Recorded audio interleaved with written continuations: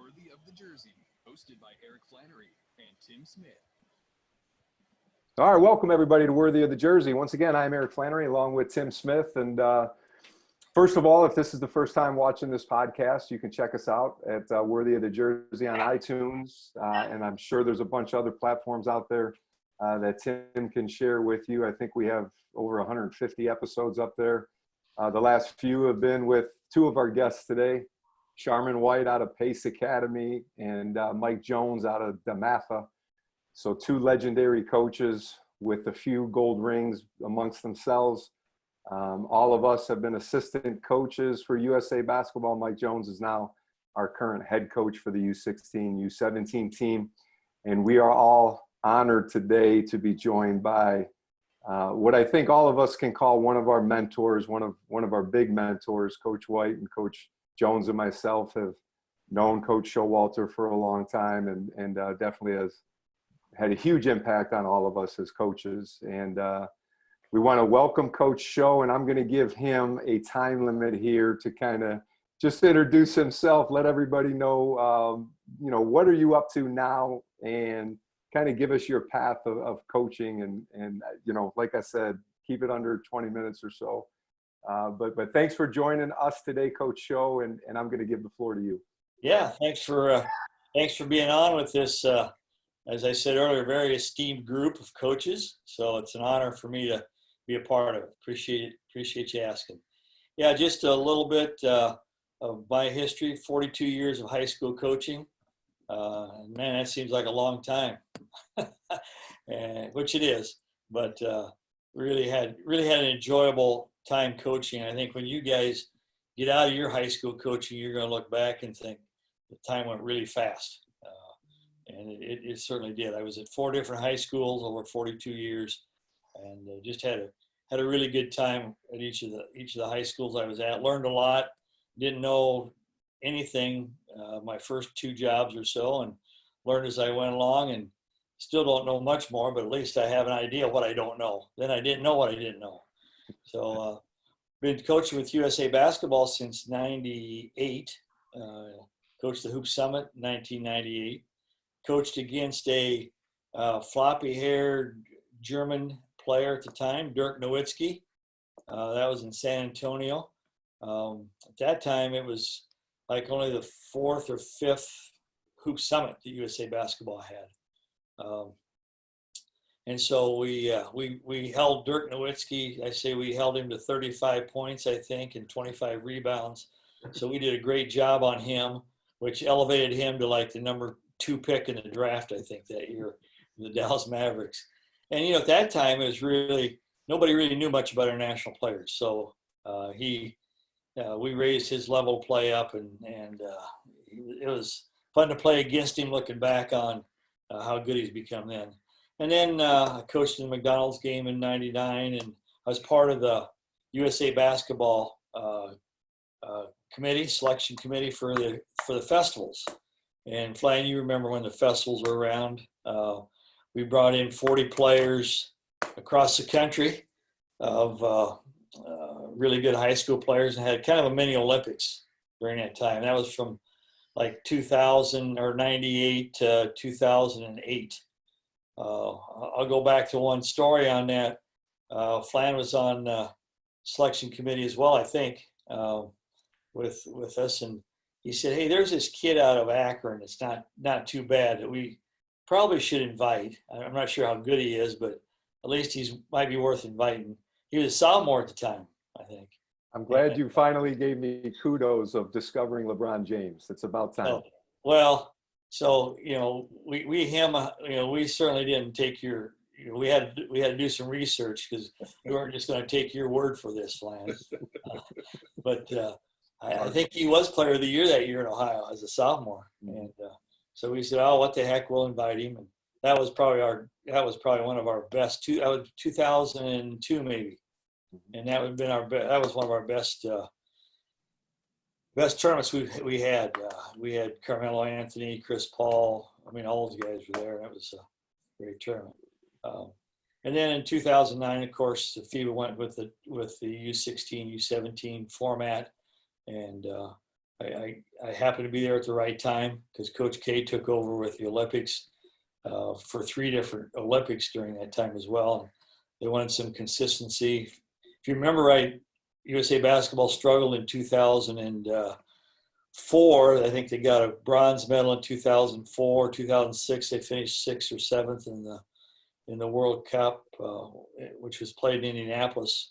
So Jerry Colangelo and Coach K came in and took over the Olympics from 2008 for 3 different Olympics. So now I on staff full time with USA Basketball since I stopped coaching, and I help evaluate players and coaches, in charge of coach development for USA Basketball. So that's it in a nutshell. Well, you left off a couple of things. First of all, you're an Iowa legend in high school basketball. There's only 2 of us in Iowa. So. And secondly, you have won 10 gold medals and undefeated in international play, which, I think we're going to go around here. Now, I was an assistant for 2 years with you, so I have 2 gold medals with you and have been involved with USA Basketball since 2001. I'm going to throw this over to Mike Jones, and he can kind of give his quick USA background, and then Sharman, give yours, and then we'll get into some questions from Tim. So, Mike, give a little bit background of your USA stuff. Well, again, I agree with everything you said, Flan. Coach Show has been such a huge part of just myself as a person and a coach, and just truly a great person to be around and to learn as much as I can from. And I'm going to add on to the accolades that Coach, he's the 10-time U.S. Developmental Coach of the Year, and FIBA calls him Mr. Perfect. I think that pretty much says everything. So, he is known as Mr. Perfect across the globe, not just in Iowa, not just in Colorado, not just in the U.S., but the world knows Coach Show as Mr. Perfect. So you talk about, just a standard that he has set for all of us coaches to just do anything we can to even get within sniffing distance of. That is kind of what drives us all. So, I've been on Coach Show's staff 3 different times for 3 different gold medals. And then with Coach Flann and Coach White last summer, we were able to together lead our U16 to a gold medal in Brazil. And that's kind of been my experience. My first experience was way back in 2004 at one of the youth festivals where I coached with Herman Hareed, another one of my great friends, another one of Coach Showalter's coaches that, came up under him. And, I've been trying to be a part of USA since. And fortunately enough, I've been in the right place at the right time to be around some great guys like you guys. Coach White? Yeah, I can definitely echo those sentiments that you guys have said about Coach Show. I mean, for me, I didn't meet him initially. One of my players played for him in 2009, one of the first USA FIBA U16 teams, and Tony Parker.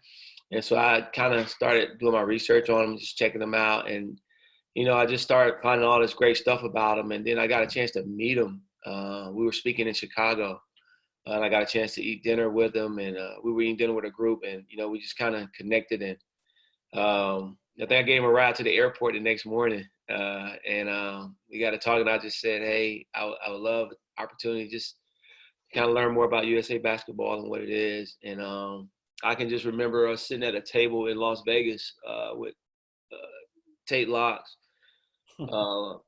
And he was like, just telling Don, like, this guy's, you could use this guy. And I just remember me and Don actually coaching together in a game, one of the scrimmage games out there. And I remember getting a call later that fall from BJ asking me would I want to come out to a training camp and all that. And it just kind of carried over. And to say all that to say, Coach Showalter's been there for me time and time again. I can call him at any time, anything, about anything, and he's just been there. I remember when I was in the college coaching business, and I used to tell him, I said, I don't know if this is the right thing for me right now. And, he would always guide me through it, and he would draw his own experiences. But all in all, just being a mentor and being a good friend. Anytime he's in town, we always connect. Go grab a steak, And but the main thing is just having a guy like him to be able to lean on and learn more about. And I was fortunate to win a gold medal with him in 2015. The college venture took me away from doing a second one, but again, it was an opportunity that I decided to take, and I'm glad to be back with USA Basketball, and glad to be back in full force with it, and just again being able to connect with him has been awesome.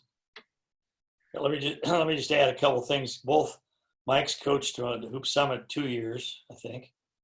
Sharm, you're going to be the incoming head coach for that. So part of the Hoop Summit, Eric, you've been involved with that as well. So that's an event too that's really, from a USA Basketball standpoint, is really an event that we obviously have a lot of pride in, and that's a tough event for us, the Hoop Summit, to not only to win it, but to put a team together for that. But you three have also been involved with that. So, yeah, I look back at some of those festival years, and they're really good times on that. Players we had to go through there, and just meeting players and being coaches. Those are some really good times before the FIBA started, or U16, U17. I think it's great that we have this love fest for Coach Showalter. Let's kind of, I do want to bring this up though too, because Showalter, I mean, he knows. I mean, he is one of the greatest of all time, and Mr. Perfect is definitely a great nickname for him. But I've been doing these mind candies for the last 2 months, and I've been trying to get off of it, but people keep asking. And I stole it 100% from Coach Showalter back in when we first started coaching with USA Basketball. He introduced me to the mind candy with his practices and so on. And I know, Sharm, you don't call mind candies, but you throw out, sayings every couple hours on Twitter. Every once in a while, you have some great stuff out there. I just wanted to ask Show, because I don't think I ever asked you, where did you come up with mind candy, or did you get that from somebody else? Because I've never asked you. I stole it from you, because I think we can all agree coaching is stealing at times and taking things from everybody else. But is there an answer for that mind candy stuff? Well, I'd like to claim that it was originally from me, but as we all do, I mean, we steal stuff from everybody. And I think, I'm not sure it was originally called mind candy, but a college coach that I heard speak at a clinic probably 30 years ago, maybe longer than that, talked about his phrases, his mind candy that he used, and that's where I picked it up, and I've really done it ever since. So, yeah, I don't have a patent on that term, mind candy. If I did, Eric, you'd owe me a ton of money. So. You ain't lying, brother. We all would. We all would, right? So it's been something that, it's been something I think has been for the programs I've been involved with, has really been a good thing for the players and coaches involved. So it's been fun to do as well.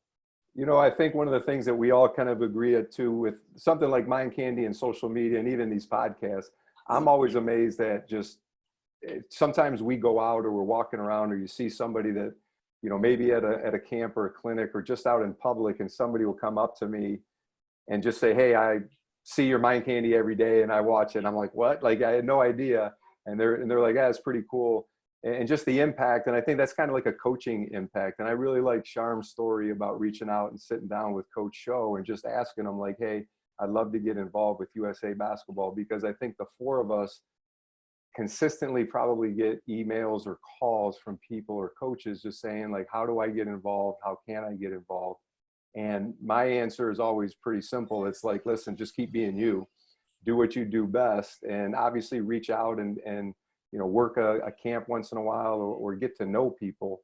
And that's really, you have to have the courage to be able to do that. You have to be connected, I think, to the right people and reach out to the right people. And that's really what Coach Showalter has been to all of us, is kind of that guy who we can all lean on and have reached out to it and got us involved with that.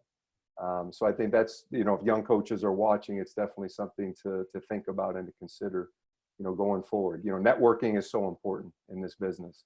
And I think right here, we have a group of 4 guys who would never, ever get together if it wasn't for basketball, if it wasn't for USA Basketball. And the relationships that it has created for us has been pretty special. So I think we can all agree on that. So moving forward with this, let's we wanted to do it just a little bit different because get Tim involved a little bit. He's going to just kind of moderate a couple questions for us that we put together, and also some people outside of our circle have shown interest in and wanted us to kind of touch on. So Tim, why don't you just kind of, ask a few questions, and we'll kind of, throw it around the group here and kind of get through that. So go ahead, Tim. Sure, it's against our better judgment to do it this way, but I appreciate you guys including me. And for the record, I have watched a lot of USA basketball, so I do feel very qualified to be a part of this group. A big thing right now in high school sports is really, are they going to happen? And we're on the precipice of at the end of July, schools opening or not opening within the next 30 to 45 days. And with that comes fall sports, most especially high school football, but soccer, cross country, field hockey, the list goes on and on. So I want to start there just because it's such a heavy topic for all of us right now. Coach Jones, I was going to start with you because I know Washington, D.C., I believe canceled football for this season for its city schools anyway. So I'm not sure if DeMatha is planning on a football season or not. But the question is kind of, what is the current status of sports for your school and your region and where you're at? And, where is your current thought process as you look towards basketball season, where, workouts and practices are supposed to start up in the next, 1 to 3 months? Yeah. So I think, first of all, the DC metropolitan area is so eclectic, so diverse. The decisions that have been made truly represent that. You have one county here that has decided like there are going to be no sports in the fall or the winter. Like they didn't say we're going to reevaluate. They didn't say we're going to postpone it. They just said there's not going to be any fall or winter sports. You have other organizations that have already made the decision that we're going to have winter sports will start in January. Fall sports will actually start in February, late February into March, and then spring sports will start in April. So pretty much every season will be 2 seasons. Winter will get January, February. Fall will get March and the end of February, all of March, and the beginning of April. And then the spring sports will get pretty much all of April and all of May. So that is kind of, it seems like the most popular choice that has been made so far. But again, most jurisdictions have said we're going to reevaluate and we'll see kind of how things go. For school education purposes, you have the difference between public schools and private schools in our area. I don't know how it is everywhere else, but I think here private schools are going to have some type of hybrid where you're in person some days and you're at home learning virtually other days. And the dynamic that goes into that is, private schools don't have buses. So I know with social distancing, and private schools also, for the most part, are going to have smaller classroom sizes. So all the protocols that have been set forth, private schools have a much better chance of adhering to those. Like Prince George's County Public School bus, if you've got 45 kids on it, you can't socially distance on a bus for a half-hour bus ride. But you also don't have the resources to make 5 trips for the same bus route either.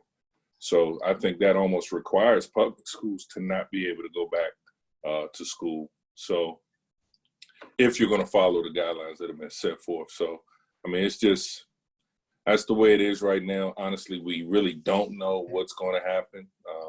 Obviously, I think everybody's health and safety should be of the utmost priority. But, education, I would consider to be essential. And if there's certain things in this country that are going to be deemed as essential services and things like that, school should be one of them. So finding the best way to be able to keep our kids educated and motivated is, the psychological, the mental health that is going to come out of this whole thing. Like, who knows? Forget the physical part. So, and then we're allowed to get our guys in the gym in small groups, no competitive stuff, and we've been doing that. And I'm happy to just be able to lay eyes on my guys and talk to them in person instead of on Zoom calls. So we're just going to keep rolling with the punches, and whatever they allow us to do, we're going to do. And Coach White, what's the status down there in Atlanta right now? It's kind of similar to what's going on in that Maryland, D.C. area, but we're a little bit of, we've taken a different route to some of this stuff. We've kind of went full steam ahead on a lot of stuff, and the only thing we've done that's, I can say in the way of, trying to handle what's going on with the virus or what have you is we pushed back football 2 weeks. That's basically it. I mean, we're allowed to do contact. We had practices last week. I had our guys in masks because I didn't feel comfortable with them without masks. So we went through, we did a lot of skill development, player development stuff. And, we did a little touching, like scrimmaging, but not much. We had masks on the whole time. And I'd sell them on the fact that, you just improve your cardio with that mask on. So anything to try to get them past that mental block of that having that mask on. But we're pretty much full go. Our football practice started Monday. They won't be allowed to tackle until next week. But I mean, it's nothing. And I'm on a board of directors for our Basketball Coaches Association, and we're meeting tonight. And the word is we're going to start basketball on time. They're thinking about making a 2-week delay between the end of the season and to when the regionals and states start, which will give teams that have a lot of football guys, because the season's been pushed back 2 weeks. Our football state championships won't be till after Christmas, or the week after Christmas. So they're saying, a lot of schools that have football, basketball guys, they're complaining. So what they're doing to try to help with that is to get them acclimated for basketball is give them like a 2-week window. That will happen, as soon as the regular season ends, which ends like the first week in February. So everything just be pushed back 2 weeks from that standpoint. But I mean, we've been this way the whole while throughout the situation. We've kind of been like go ahead and get it, and then once you get it, you'll be fine. That mentality. So it hasn't stopped. Yeah, that's certainly one approach. Coach Flannery, you want to talk about what's going on in Ohio?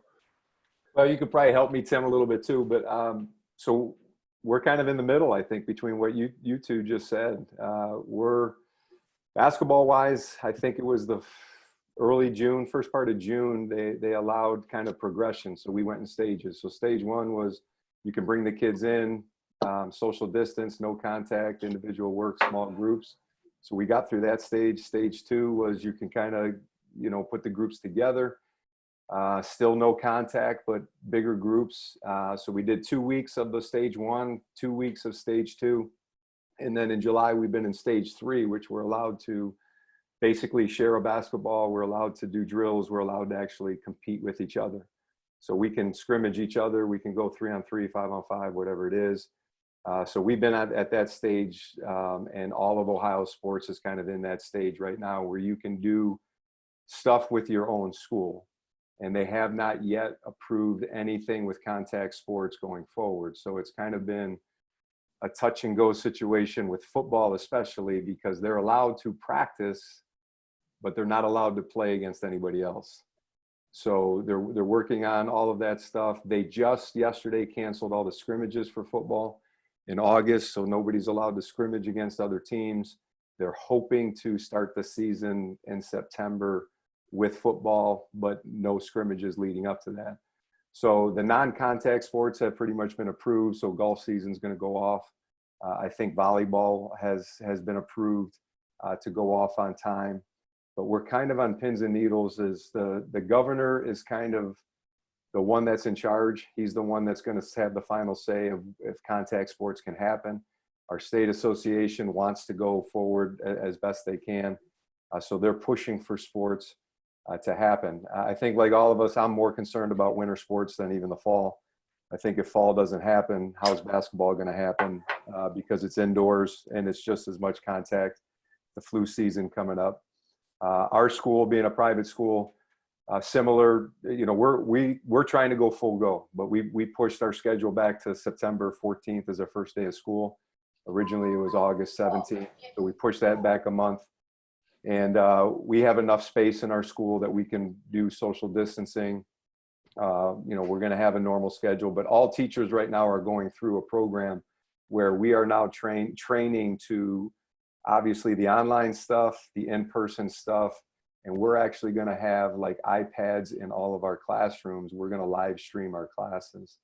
So if a kid, let's say he wakes up tomorrow morning and doesn't feel well, he stays home, but he can watch the class live on his iPad. So I think it's, our school has put out a pretty comprehensive process and attack with this to try to be in person as much.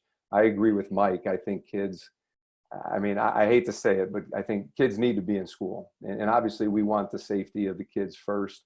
So if they're not feeling well or just, do your best to, as much precaution as possible. But I just think we, socially and all the things these kids are losing out on, I just don't know if it outweighs what's going on, and the impact that it has on kids physically does not seem to be as much as it is with the older people and stuff like that. So that's kind of where we're at right now. I'm not, football season, football is big here in Ohio. I'm at about 5% chance it's going to happen here in Ohio. And I think with that, basketball is probably at about 10% chance that it's going to happen here in Ohio. And I'm just trying to be realistic. I'm hoping it does happen.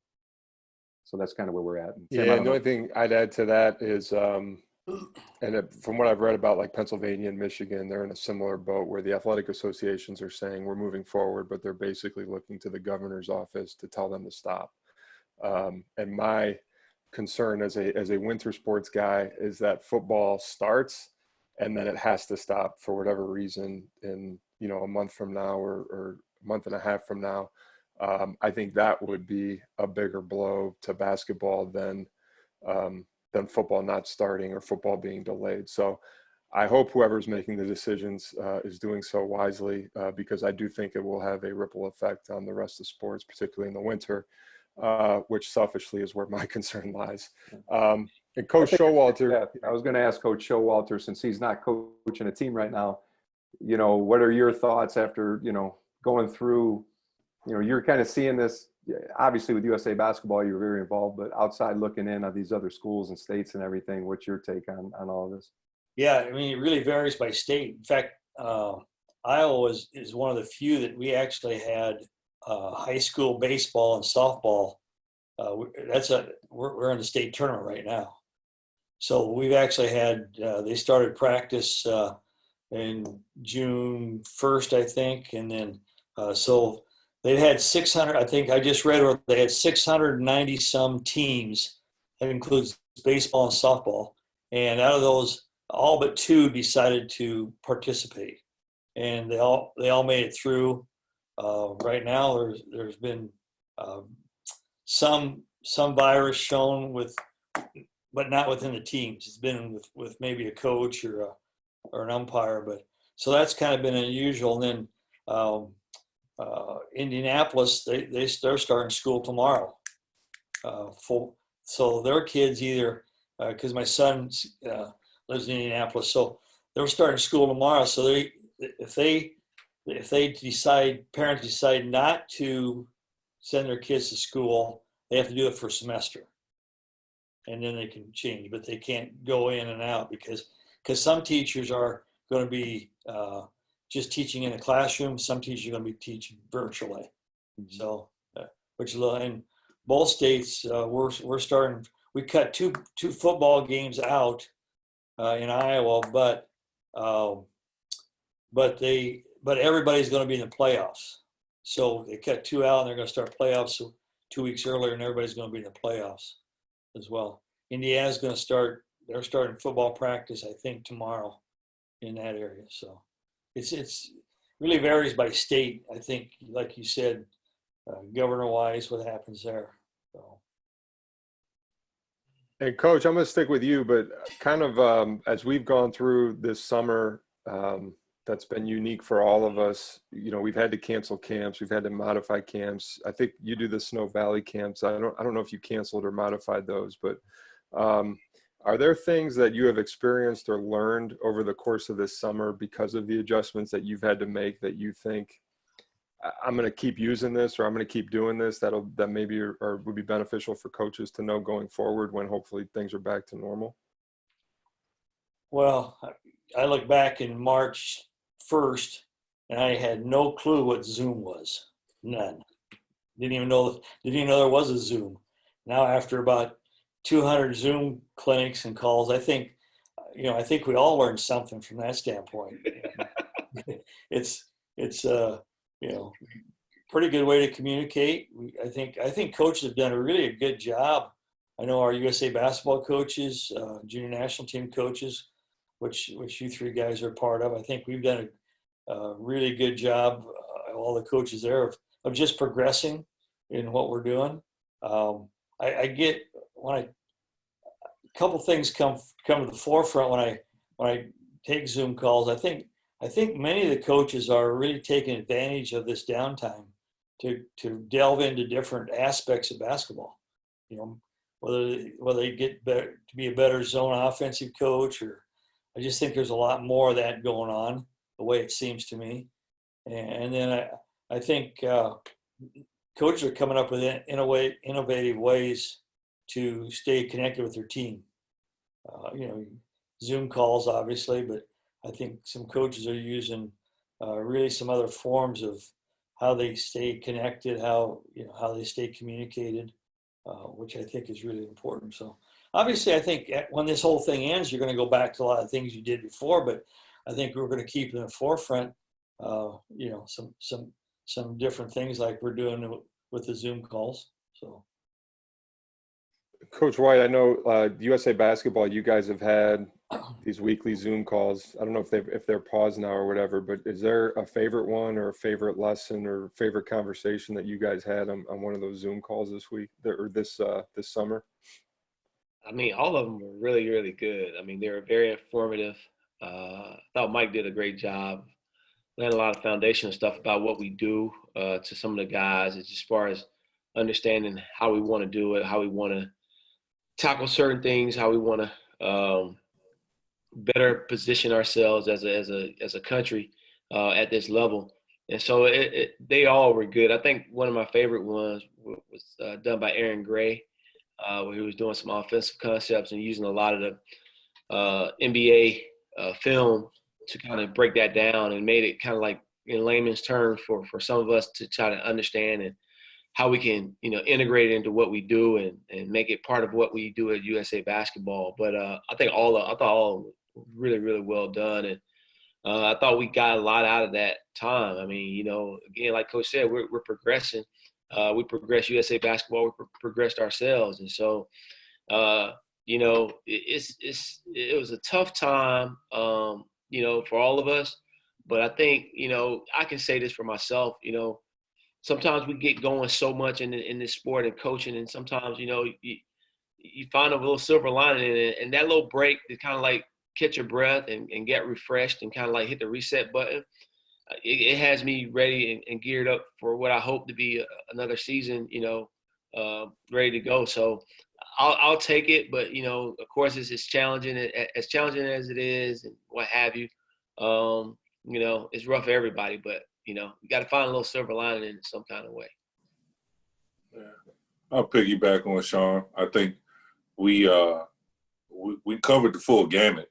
I mean, we had, just our whole playbook overhaul, where we all, kind of took parts of the playbook and our handbook in terms of how we do things, and everybody kind of contributed to that conversation. We had our times where we had guest speakers come on. We had quite a few of those, and those were magnificent. When all the social unrest in the country happened, we had, a couple of Zoom calls about just that topic and how we can continue to be leaders in our communities and for our young people. So, it was magnificent for me. One of my favorite calls was when we had guest speaker, General Dempsey, who's part of USA Basketball, but also a former Joint Chiefs of Staff, and just his presence, his leadership, his advice on just what direction the world is going in and how we can possibly contribute. It was just amazing just to have so many professionals come through and talk to us and give us their expertise was awesome. If you want me to go now, the same, I'll just echo what you guys said too. And I think I like Jeff Van Gundy was really good. Going back to Coach Showalter, I think technology is one of those things that I've probably gotten into more as well. So I'm going to take that from this break. And Sharm kind of alluded to it a little bit. And I think to new coaches out there too, I've always been a big fan of time away is sometimes just as important as time spent. And I think sometimes, we were forced to have this break, but maybe coaches realize that their players are going to probably listen to them a little bit more because they've been away from them for a while. And I've always felt that, that there's times that you got to get away from your guys because they're hearing the same voice over and over again. And maybe they need a little bit of break from you just as much as you need from them. So I hope coaches learn from that a little bit. And, what I hope doesn't happen is because of all these things we're learning is now coaches do way too much. They're trying to put in so many new offenses and new things that they've picked up that now they're going to inundate some of their players with so much information. Coaches just have to do a good job through this time of continuing to learn, which we're all doing, but make sure you kind of decipher that a little bit to get to the point where like, this is what's good for my team and this is what's good for me. And, I've always been a big believer back in the day when I work with some other coaches is take the bad stuff and put it up on a shelf because it might be bad for your team right now, but it might be good for you someday. And take the good stuff and use it right now if you think, but you might need to shelve that at some point. So I think all of us have taken a lot of good information. We just have to, do a good job of making sure we're using it in the right way. And coaches just keep learning out there and keep using that the best that you can. It's a great point, but I got to point out that Coach Flannery's got like 47 defensive calls that he uses almost every year. So that's what works. It works for us. That's down a few. That's down a few. It is. We got him down from about 55 coaches, One around thing, the time. Tim, I failed to mention for USA Basketball, when we're having a really difficult time during this pandemic of evaluating players for our teams. And next summer we have the U16 team coming up, the U19. So we're struggling from that standpoint a little bit in evaluating, getting out to evaluate players. So hopefully by the time, who knows, first of the year or whatever, we can get out back on the road and watch these players will help us. But we're getting a lot of game film, a lot of, AAU film, all that kind of stuff from various people as well. But that's been a real challenge for us, just evaluating kids. I'm glad you brought that up, and I had something in mind, but maybe we'll get back to it because I think this is important, especially having this group here, because you guys were supposed to have a world championship to play this summer. So, Coach Showalter, maybe touch on kind of where USA Basketball is at, and I guess I'm focused more on the U17, U18 teams and under with their world championships. What's the plan for them now?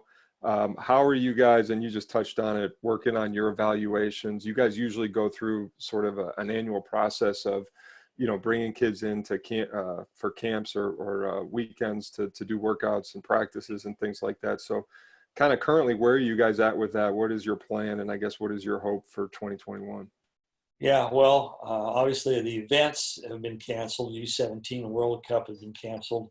FIBA is actually doing a 2K competition with the U17 team, which we decided not to partake in for a number of reasons. But then our U18 team was supposed to be, that's the North and South America to qualify for the U19s. FIBA allowed us not to play in that because us and Canada have been the two teams that have always qualified. So, but they're going to have to play U18 sometime after the first of the year, I think, between North and South America to qualify the other two teams for the U19 World Cup. We had our April Final Four mini camp canceled. We had our July mini camp canceled, and October is still on the books. So we hope maybe we can have maybe a pared down version a little bit with the October one. If nothing else, have the U19 eligible players and the Hoop Summit eligible players for that one, which should be maybe 20 kids.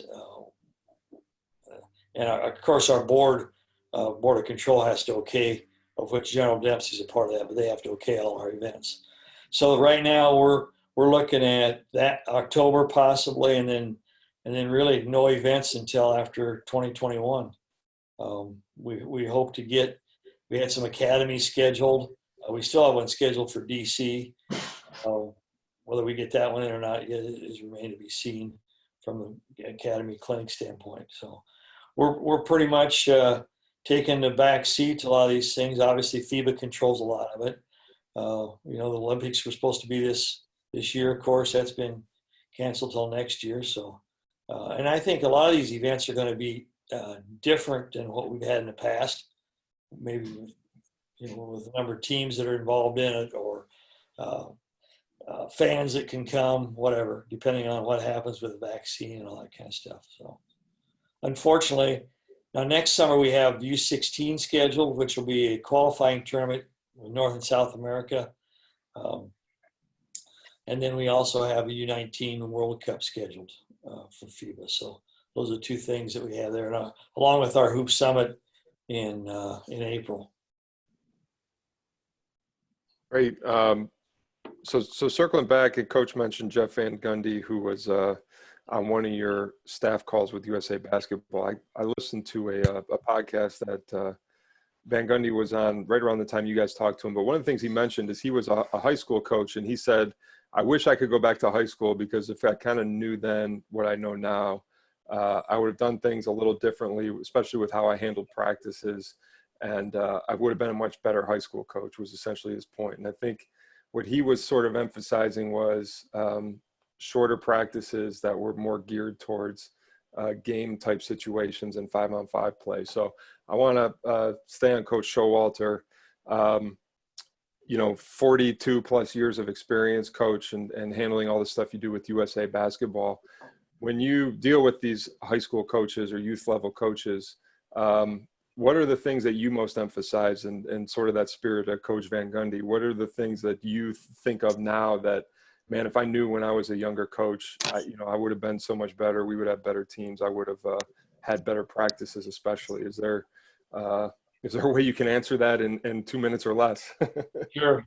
I think, all four of us, I think if we go back and look at our first year of practice schedule, we would shake our head and go, my goodness, what the hell happened here?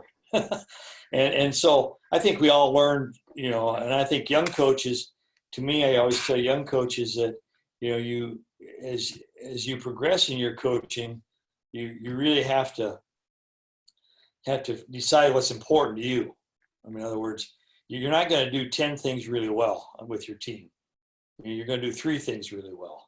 And one of the things I think I probably did as good a job as anything over the years that I've coached is I made my practices got much more efficient. So when you talk about efficient practices, you're going to see how you conduct your practice, your repetitions you get in, how much time is spent on whole offense, whole defense, skill development. So I think as the longer I coached, my practice definitely got better. And I think it's kind of what Jeff was talking about as well. But I think you still have to have some time for skill development, whether that comes during practice, right in the middle of practice, at the end of practice, along with your working your whole offense and your whole defense. So that's been a real, how you conduct your practice, get a good flow to it, efficient practices. You don't have to go for 2.5, 3 hours. You can go for 2 hours, hour and 45 minutes, hour and a half. If you have a good, efficient practice, and your players will probably get more out of that than they do anything else. Coach Jones, I want to go back to you, but along those lines, and the four of us have talked about practices a little bit, but with how you've had to handle this summer workouts, conversations you've had, is there something in particular that you're excited to apply to your practices with your team this year?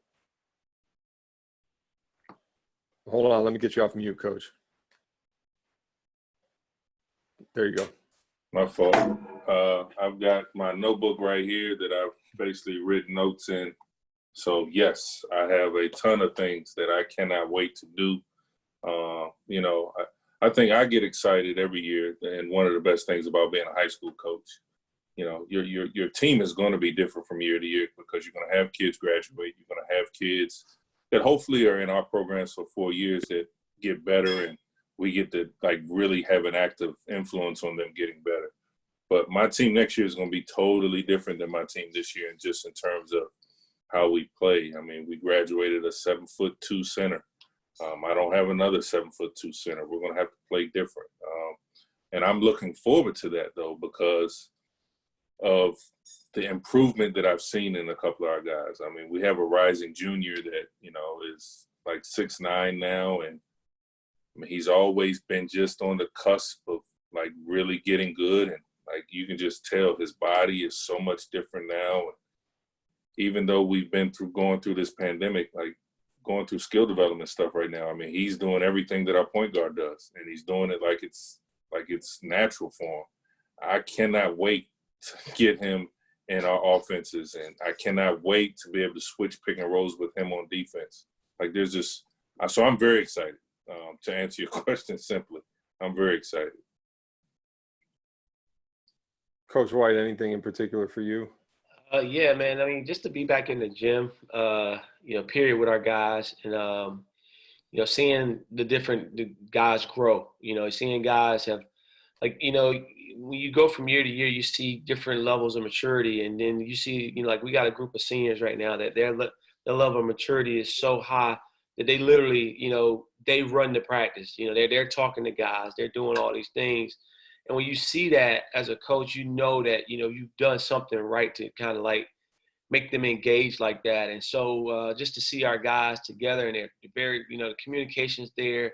You know, guys are trying to help each other, trying to make sure each other understand what's going on, helping with the new guys, getting the new guys acclimated, all that kind of stuff. Like Mike said, it gets you excited about the upcoming year. That's why, you know, it's so hard. You kind of between a rock and a hard place to get so excited. And then when you hear Flan say, think it's 10% chance that they're going to play. And I'm like, wow, you know, and it's well, he's an optimist by nature, so it makes sense. Like, I mean, he took me down a couple notches. I was Unless like, you live in Georgia, obviously. yeah, right. We're going to play. Like Hell of high water, we're going to play. But so, yeah, man, those things just get you excited. And again, you know, like Don was saying, you know, we picked up some things, and you think that it might be the right fit for your team, and it's a great chance to try to see if they'll fit. You can kind of like put those things together. And as a coach, those are things that you live for, you know, just to try to see if I can add something to what we do and make it effective and efficient for us. And so, yeah, I'm looking forward to it. And just to piggyback on that too, I go back to what Coach Show said about just being more organized and more efficient. I can recall one of my first practices. I still have the practice plan. I think it was a full sheet of about 28 different things of like 4 or 5 minutes at a time. And then you look at my practice today, and there's like 5 things that are now 10 or 12 minutes long. You know, it's just kind of come to full circle. And I've obviously learned a lot from the guys that are here and Coach Show, you know, and, you know, other USA coaches, if they're watching this, they'll probably laugh because I'm always the guy that tells Jones or Showalter to cut practice shorter. But it has nothing to do with, you know, not being efficient. It's just we're trying to get guys more reps and doing some things on basic stuff. And like Coach Sharm said too, and Coach Jones, you know, Tim knows we had a team of 3 seniors that were 4-year varsity guys that just graduated. We had 8 seniors altogether. A great basketball team, to Sharm's point, that, you know, they were the coaches on the floor, to now all of a sudden we're kind of rebuilding, reloading, and doing things totally different. We're going to play totally different next year. So I'm extremely excited about that. but hesitant to, I think one of Tim's questions was going to be too, like, how are we preparing as coaches with what's going on right now? How are we kind of preparing for our season? Are we going to prepare any differently because of what's going on? And I think I wanted to ask, Sharman, Mike, that especially, are you guys doing anything different right now? It seems like Mike or Sharm, you're kind of going full steam ahead. And Mike, yours is going to be a little bit different, it seems. But and I want to put it in this context too, because I think we're kidding ourselves if we don't say there is some scenario where we're allowed to do what we're just doing today, but maybe not more than that, right? Where we can have kids in the building, we can work out, maybe we can even scrimmage, or maybe you can scrimmage a team in your city, but you're not going to be able to go outside of the county or outside of the city.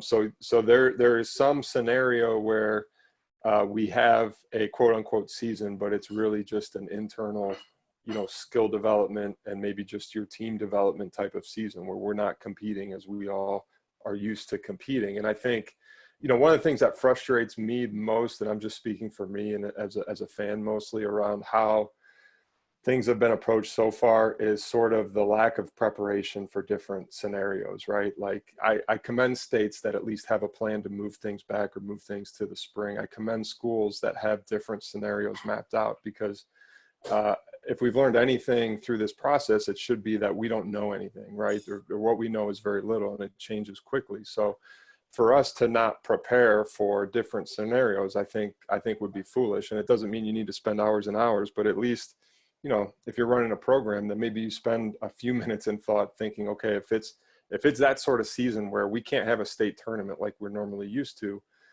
how do I approach that? What looks different? How do I still make this a fulfilling experience, primarily for my kids? So that was kind of the scope in which I wanted to present that question to you guys. And we're fortunate because we still have time before basketball starts, right? It's much more pressing for the fall sports, but I do think it's worthy of the conversation, and having the thought process at least start at this time while there's still so much that we don't know. So that's all. Coach Jones. Well, I think I'll just act like I'm Eric Flannery and be the ultimate optimist, and saying this. If I'm going to look at the glass half full, the fact is, so many times I've heard us, even amongst ourselves, say, the kids are playing too much and not doing enough skill development. Well, this is the perfect opportunity for us to get our guys in the gym, and they're not just playing pickup basketball. They're actually in there working on dribbling, shooting, passing, footwork, just all the things that they're going to need to get better. And they don't have a choice. If they want to work out, they have to do that. And I think that's awesome. Like, so if I'm looking at this and looking for any positive outcome of it, that it's exactly that I have. And around the country, there are players that truly, if they want to do anything with the basketball, they have to commit to doing things that are going to develop their skill set instead of just playing and rolling the ball out, and bad habits just becoming ingrained because they're not fixing them. So I'm happy about that if I have to be happy about something. Hey, let me ask you guys this question that I've talked to several coaches on. How much, when the competition starts again for your teams, how much slippage do you think there'll be? I mean, are you looking to, you're going to do a lot of your practices and your skill work, and then but when it comes right down to, because you lost an AAU season, you lost the spring and summer, and you probably lose a fall AAU season, so to speak, or club season. Do you think there's going to be a lot of slippage between what you expect to happen and what reality is? I kind of think, Coach, that yes, there'll be slippage, but it's everyone will have the same slippage. It's not like, I'm allowed to do something that Flan's not allowed to do, or, Sharm's able to, really get with his team and he's been able to, and then we go play him and, oh my gosh, they're so much better prepared. Like, we're all kind of fighting under the same. I know there's some nuances that are a little bit different, but for the most part, we're all going to have one hand tied behind our back. So it's just making the best out of it. That's the way I look at it. Yeah.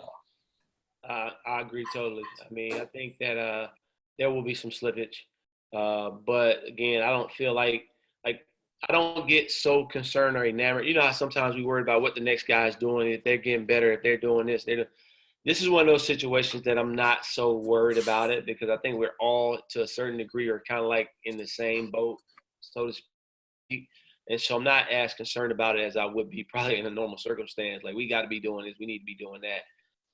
It's more like you said, just, you know, trying to get them better in the areas that we know they need to be better in. And that's basically what our practices have been like, a lot of skill development. You know, we touched a little bit, but and I say touch meaning scrimmage a little bit, but not nowhere near the level that we normally would during a practice, you know, as far as, you know, just doing competitive, you know, one-on-one, two-on-two, all the stuff that involves, you know, going against someone.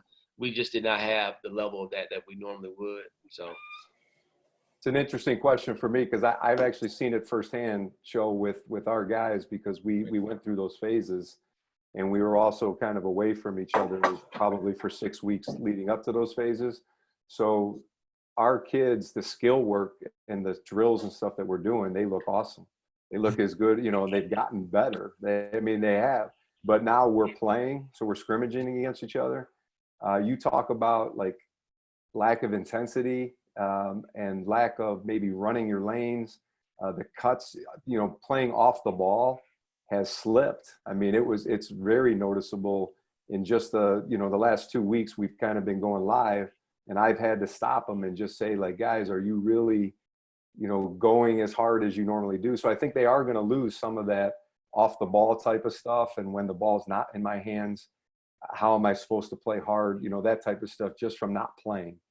But I think that should be something I would hope that we can, you know, rectify quickly, you know, by sitting guys on the bench and doing stuff like we typically do as coaches. But I have seen some slippage that way. And to the other coach's point, though, I think if most of us are in the same boat, it's probably going to be equal for most, and hopefully not that noticeable when we get back together.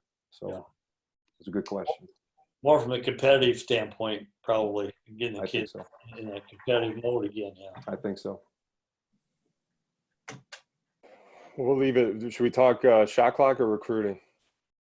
Uh-oh. I think we got to let's talk about shot clock, because I think so much has gotten, you know, Coach Show is such a good voice on this. Sharm's been instrumental, I think, in his state getting the shot clock, and Mike already plays with the shot clock, and I'm the only one here that doesn't have a shot clock. And my state association is going to be as hard as any to convince, because they are old school. So, Tim, I don't know if you have a direct question for these guys as far as this goes, but let's start here. I mean, so we haven't had a chance to celebrate, but the state of Georgia did approve a plan to implement a shot clock. It's going to be phased in over a few seasons. So congrats to Coach White and all the coaches who made that happen down in Georgia. We're looking at ways that we can stay Cleveland-based but play our full season down in Georgia, Coach. So if there's any tips you have to do that, let us know. But I think it's interesting because USA Basketball does have a set of recommendations or guidelines for youth basketball, with the idea, I think, around team and player development that I'm sure Coach Showalter was heavily involved in. So, Coach, I want to start with you, because those guidelines do include a shot clock, I believe, as young as maybe third grade or even younger. But we can stay focused on high school, because I do think the conversation kind of gets off the rails quickly, depending on who you're talking to about a shot clock. So just in broad terms, what's your view on the shot clock at the high school level? And, you know, I guess why, as a representative for USA Basketball, is USA Basketball so supportive of seeing it implemented across the country at the high school level? You know, obviously that's a hot topic in most states, but you look around the world, I mean, the United States is the only basketball country at the high school level who doesn't have a shot clock. I mean, all the other countries have a shot clock all the way down since they start playing competitive. 24-second shot clock. College has it in the States, pro has it, NBA has it in the States. Some states have it now. So, basically, those states that don't are kind of the dark ages when it comes into to basketball. I mean, why do we all have a 3-point line? I mean, that was something that was added as well. The 3-point line has changed the game considerably, and there wasn't a lot of discussion on that. I mean, it took a couple of years for everybody to come around to that, and I think shot clock's kind of same category. But obviously, we use USA Basketball is we're for the rules becoming more the same throughout the whole world. So we kind of buy into that FIBA, the FIBA shot clock. I think that's important that basketball's played kind of the same under the same rules no matter where you're at. And we feel real strongly that a shot clock, maybe not a 24-second shot clock. Sharman, what's yours? 30? It'll be 30. Yeah. Yeah. So we can agree on different lengths of the shot clock, but I always go back to the point when I started coaching international basketball. The shot clock, the two rules that made me a better coach: shot clock and the timeout rule, where players cannot call timeout. It has to come from the bench. The scorekeeper blows the horn, call the timeout. So those two rules, I go back to saying, made me a much better coach, made me have my players much more prepared, and letting the players play through things. And I think the shot clock does the same thing. Obviously, cost factor, but, I go back to when football had the 25-second in-between play or whatever it is, clock. I didn't hear anything about the challenge of finding enough money for those clocks or people to run them. So all of a sudden, don't lay that on us. Where basketball, we can have the money will be there if it's worthwhile. And I think a lot of companies will donate towards the shot clocks as well. But the other comment we get is shot clocks hinder the team that's behind. The team that's not very good, it hinders their play, comeback, or whatever. Well, in my estimation, the team that's behind, if you have 4 minutes to go in a game and you're up by 5, normally without a shot clock, that could be trips to the free throw line all the time. But now with a shot clock, if you play good defense, you're going to get the ball back with a chance to score without stopping the clock. So the flow is much better, and you're actually going to have a better chance of making a comeback than you are if you foul toward the end of the game. So those are some of the things that we with USA Basketball feel real strongly about with the shot clock. And you say it made you a better coach in what ways? Well, I think I'd have the kids better prepared for what's coming up, because they can't call timeout or the shot clock runs down. They better know what to do as the shot clock's coming down to 5 or 6 seconds. I think, Sharm, one of the things your kids are going to have to figure out, and Mike, your players already do, but 6 seconds is a long time. That's a heck of a long time. And all of a sudden they look up on the board and there's 6 seconds to go. When I first started coaching, it was like, hey, we got to get a shot up. No, you have 6 seconds to get a shot up. And I think that's something that you'll have to learn how to navigate. But those are the kind of things that you have to learn, to coach your players in those situations in practice, so they know what to do.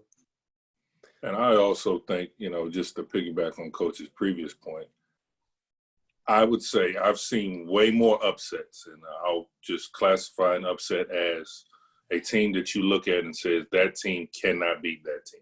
I've seen way more upsets with the shot clock than I saw without the shot clock. I think the shot clock actually evens the playing field, because a team that is winning can't just hold on to the basketball. Better athletes or whatever. Again, I've seen way more upsets, and I don't even think it's close. Way more upsets with the shot clock than I saw without it. Yeah. Coach White, I was just curious, how easily did the shot clock pass in Georgia, and what's the reaction been since it's passed? Well, it's funny because, I can remember playing in a Max Preps tournament out in California, and we were playing a game, and We were down by like 8 with like a minute and a half left. And, with the shot clock, we were fortunate to hit a couple threes and eventually win the game. And from that point, I was sold on the shot clock just because it gives you the opportunity that you probably wouldn't, eight down, a minute and 35. Normally you're pretty much done unless the team just miss all their free throws or what have you. But so we started a shot clock league at my school at Miller Grove. We started a shot clock. We had shot clocks. Our school was built with them. And so we started a shot clock league just to plant some seeds. Like we invited the high school association out. They never came, but we invited them out. Said, hey, come look at this. This is a good way to, improve our game. But we just continue to do it. I even did it at Pace last year. My first year at Pace, we had a shot clock league last summer. But those seeds were planted. And it was a group of us coaches that kind of together and said, hey, we need to push this. And, we went last year to present it, and they told us we didn't have enough data, whatever you want to call it, try it again next year. So this year when we presented it, if we didn't get it passed this year, we couldn't present it for another 3 years.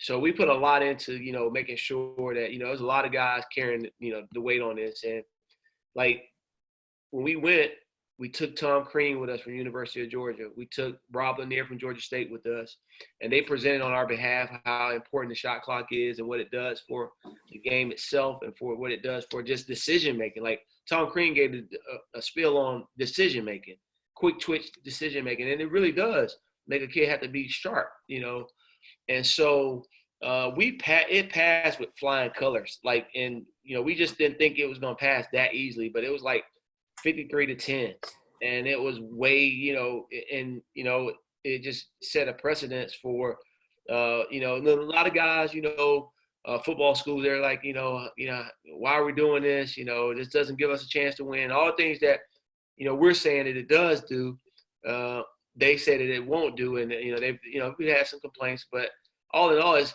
coming, and we're phasing it in 3 years. So the aspect of cost kind of goes out the window because we're doing it, in a 3-year phase in. So, you can play with it this year, non-region games and events. Next year, you'll be able to play with it, non-region game events and region games. And then the next year, everybody's playing with a shot clock every game, every, state championship, all that stuff. And so I was talking to Tony Dorado from Nike about a couple weeks ago, and he was saying one thing you could do is just, add $1 to your admission. And that'll pay for a shot clock in a year. Just add $1 to your admissions. And I thought about it. So we've kind of put that seed out to some of the schools but we also have the Hawks are involved with this too. And they're going to jump on board. And so they're going to be able to lend some, some resources to this as well. As long as they can put that Atlanta Hawks logo on a shot clock, they'll help us with this too. And so, I think it's something that you've got to, try to figure it out and try to make it happen because it's just better for the game. And now we're one of the states that were selected by the NFHS to experiment with these new rules where the fouls reset at the end of a quarter. And so we'll play like that this year. Our fouls are reset every quarter, and, you'll shoot free throws after the 6th foul, like similar to the women's college game. It's very similar. Like that. But we're excited about that. And I think that happened out of this happening for us. Yeah, that's a FIBA rule too, Sharman, of course, when you have fouls by quarters. I like that rule too. Yeah, I think it's great. I'm excited about it. Yeah, we've all been in games where a quarter sort of gets away from you. Yeah. If it's a first or third quarter, and it just makes the rest of the half miserable. Turns into a free throw shooting contest. Yeah, it's a slog. Is there still a 1-and-1 in that situation, or do you go right to 2 shots? Yeah, no, it's still 1-and-1. Oh, for you guys it is? Yeah. I thought it was still 1-and-1, and then after the 10th foul, it's 2 shots. But by resetting every quarter, it just takes away the amount of free throws you shoot. Like normally you'll be shooting, like if you get in your 17th foul in the first 3 minutes of the third quarter, you're shooting free throws the rest of the game, and that slows the game down. Where now those fouls are reset at the end of the quarter, and you'll be shooting, less free throws, hopefully. Speed the game up a little bit. Right on. Well, we're well over an hour, so I think we might begin to wind this down. As at least the 3 of us know, or the 4 of us know, Coach Showalter, we could go for like 90 to 120 minutes pretty easily. But I wanted to ask, I guess, a quick end of the show kind of deal. One, we have basketball back on Thursday. There was another round of tests. The NBA bubble seems to be working. They've had no new cases, which is good news, and I can't wait just to have some actual real new basketball. So is there anything in particular, you guys have, at this group has former players that are on these teams. None of us really have a local team that's in the bubble tournament. So is there somebody you're rooting for or anything in particular you're excited to watch about the NBA starting back up this week? What do you mean? The Wizards are in the bubble? That G League team that they somehow snuck in there. Hey, man, they get a chance to play. You could call it that. That's right. Is John Wall playing? I don't think so. Wall's out. Beal's out. Beal's not playing. Oh my Hey, God, man. man. No, I was serious when I said it's a G League team. It is. I will say this though. The Hawks I for will that. say this. There's a lot of guys, and not just on the Wizards team, but a lot of guys that were able to fill in for somebody else that have a chance to earn some money. Like if they play well over these 8 games and they're going to get a chance to play, like they have a chance to get a contract. So this is, I mean, they should be looking like right now you'd have NBA mini camps and things like that going on, or the summer leagues going on. Like these guys are actually getting a chance to not play against other summer league guys. They're getting a chance to play against the real NBA guys. I mean, they really can earn some money. That's what it looks like, though. It looks like summer league. When I watch it on TV, it looks like summer league. Like, oh, it's bad basketball. Yeah, it's just, especially that. I mean, yeah, those you're are watching the summer league game. The aesthetics of it all, like it just looks like a summer league game. Yeah. Maybe they should go to Elam Ending, or the Elam Ending for the NBA now. Yeah. That stuff's intense. That was good. Well, one of the things you got to give the NBA credit for, I mean, obviously they spent $150 million to do it, but they're certainly much better than Major League Baseball and NFL are as far as the pandemic, because they're going to control all the situations. If players don't go to a strip club to get something to eat before they go. Hey, come on, Don, man. Hey, I'm gonna take you there next time you come to Atlanta. That's your neighborhood, right? Yeah. Can you vouch for the wings over there? Hey, Don, I'm gonna tell you, I'm gonna take you next time you come. You had those wings, huh? You had those wings? Big Lou wants those wings. Well, let's wrap up there because we don't want to get anybody else in trouble. I do want to make sure we get a commitment from Coach Show that you're going to come back on when we do this. Hey, love to. You bet. I think this is something that, obviously Tim, myself, Mike, and Sharman, we've done a few of these. We got away from them for a couple weeks, and I think that's okay. But hopefully we can, as a group, maybe do this every couple weeks or so, just to get together. I think the NBA summer or the NBA playoffs or whatever we want to call it. Summer League playoffs. We can discuss that going forward. We can discuss how things are changing, because I know here in Ohio things are changing basically daily.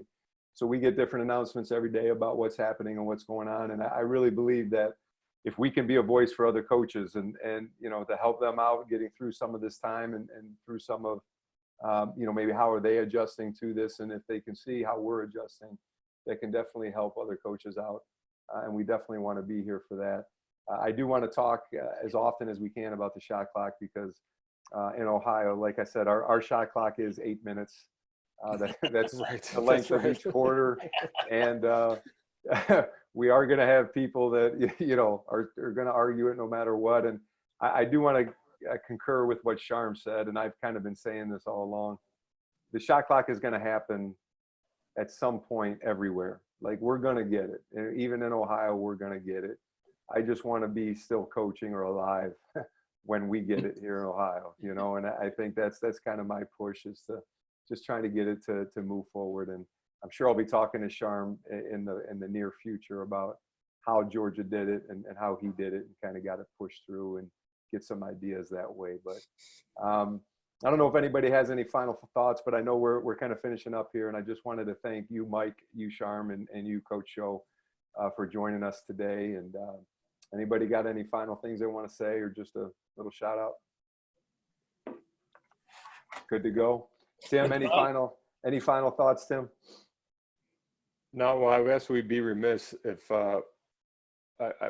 one quick for Coach Showalter. So you know you're going into a good steakhouse, but you've never been there before. What's the first steak that you look up on the menu or ask about from the waiter? Ribeye. All right, good. First one's a ribeye. It's the litmus test. I think Yeah, next right.